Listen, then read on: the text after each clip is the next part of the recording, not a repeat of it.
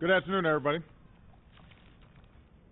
10 days ago, the world watched in horror as men, women, and children were massacred in Syria in the worst chemical weapons attack of the 21st century. Yesterday, the United States presented a powerful case that the Syrian government was responsible for this attack on its own people. Our intelligence shows the Assad regime and its forces preparing to use chemical weapons, launching rockets in the highly populated suburbs of Damascus, and acknowledging that a chemical weapons attack took place. And all of this corroborates what the world can plainly see. Hospitals overflowing with victims, terrible images of the dead. All told, well over 1,000 people were murdered. Several hundred of them were children. Young girls and boys gassed to death by their own government. Now, this attack is an assault on human dignity. It also presents a serious danger to our national security. It risks making a mockery of the global prohibition on the use of chemical weapons. It endangers our friends and our partners along Syria's borders, including Israel, Jordan, Turkey, Lebanon, and Iraq. It could lead to escalating use of chemical weapons or their proliferation to terrorist groups who would do our people harm.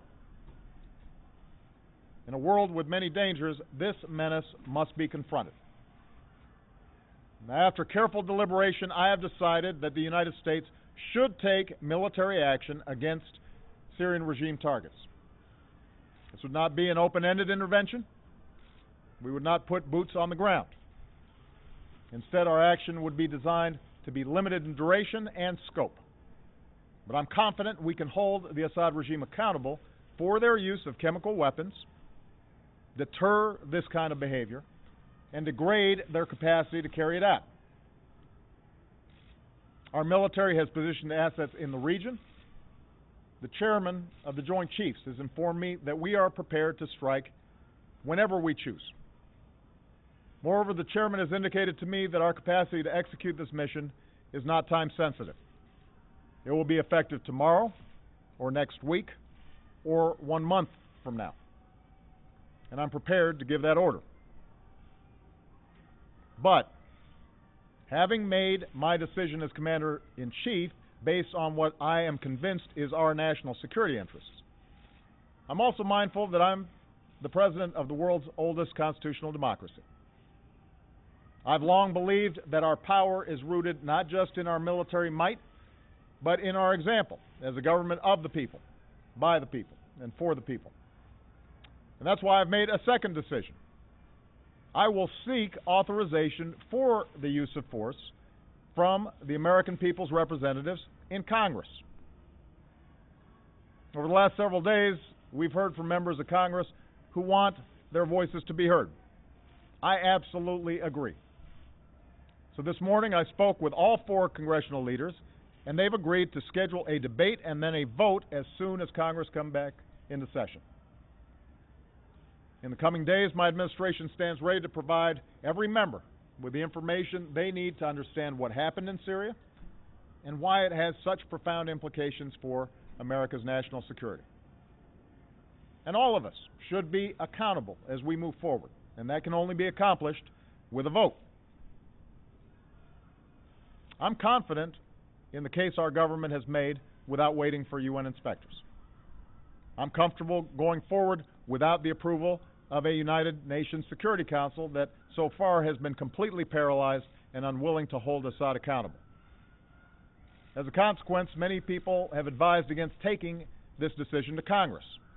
And undoubtedly they were impacted by what we saw happen in the United Kingdom this week when the parliament of our closest ally failed to pass a resolution with a similar goal, even as the Prime Minister supported taking action. Yet while I believe I have the authority to carry out this military action without specific congressional authorization, I know that the country will be stronger if we take this course, and our actions will be even more effective. We should have this debate because the issues are too big for business as usual.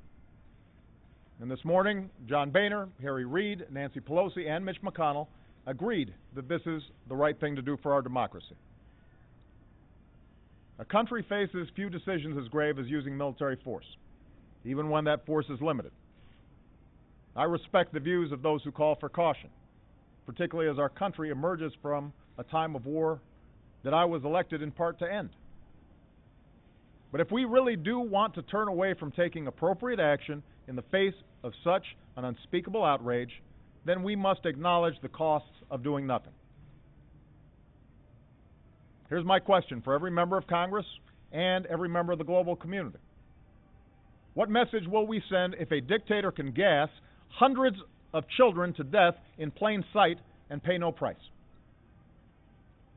What's the purpose of the international system that we've built if a prohibition on the use of chemical weapons that has been agreed to by the governments of 98% of the world's people and approved overwhelmingly by the Congress of the United States is not enforced? Make no mistake, this has implications beyond chemical warfare. If we won't enforce accountability in the face of this heinous act, what does it say about our resolve to stand up to others who flout fundamental international rules? To governments who would choose to build nuclear arms? To terrorists who would spread biological weapons? To armies who carry out genocide?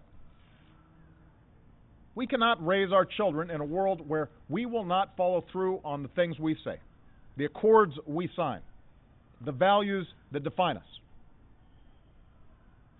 So just as I will take this case to Congress, I will also deliver this message to the world.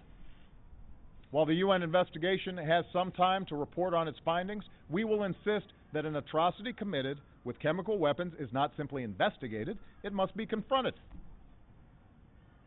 I don't expect every nation to agree with the decision we have made.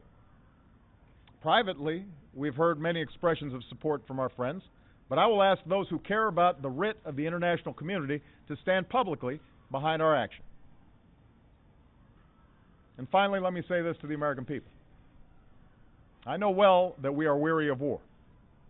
We've ended one war in Iraq, we're ending another in Afghanistan, and the American people have the good sense to know we cannot resolve the underlying conflict in Syria with our military. In that part of the world, there are ancient sectarian differences, and the hopes of the Arab Spring have unleashed forces of change that are going to take many years to resolve. And that's why we're not contemplating putting our troops in the middle of someone else's war. Instead, we'll continue to support the Syrian people through our pressure on the Assad regime, our commitment to the opposition, our care for the displaced, and our pursuit of a political resolution that achieves a government that respects the dignity of its people.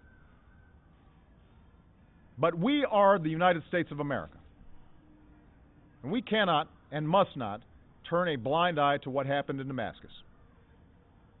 Out of the ashes of World War, we built an international order and enforced the rules that gave it meaning.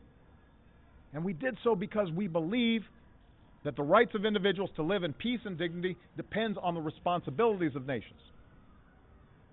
We aren't perfect, but this nation, more than any other, has been willing to meet those responsibilities. So to all members of Congress of both parties, I ask you to take this vote for our national security. I am looking forward to the debate. In doing so, I ask you, members of Congress, to consider that some things are more important than partisan differences or the politics of the moment. Ultimately, this is not about who occupies this office at any given time. It's about who we are as a country. I believe that the people's representatives must be invested in what America does abroad. And now's the time to show the world that America keeps our commitments. We do what we say, and we lead with the belief that right makes might, not the other way around. We all know there are no easy options, but I wasn't elected to avoid hard decisions, and neither were the members of the House and the Senate. I've told you what I believe, that our security and our values demand that we cannot turn away from the massacre of countless civilians with chemical weapons. And our democracy is stronger when the President and the people's representatives stand together. I'm ready to act in the face of this outrage. Today I'm asking Congress to send a message to the world that we are ready to move forward together as one nation. Thanks very much. Will you forgo a strike if Congress disapproves?